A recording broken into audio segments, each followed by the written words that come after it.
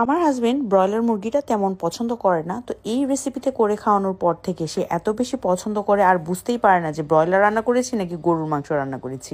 এতটা মজা হয়। তো এখানে আমি দিয়ে দিয়েছি তেল, আর এই তেলটা দিয়ে আমি পেঁয়াজ বেরেস্তা করেছিলাম। দুটো তেজপাতা দিয়ে আদা রসুন আর পেঁয়াজ বাটা দিয়ে একটু কষিয়ে নিব। এবার চামড়া সহ দিয়েছি ব্রয়লার মুরগিটা, খুব ভালো করে ধুয়ে পরিষ্কার করে নিয়েছি। এবার একটা মশলা বেটে নিব। নিয়েছি এলাচ, দারুচিনি, লবঙ্গ, গোলমরিচ আর জয়ত্রী, এটাকে একটু বেটে নিয়েছি। এবার মুরগিটার সাথে মশলাটাকে খুব ভালোভাবে মিশিয়ে কষিয়ে নিয়েছি 2-3 মিনিট সময়।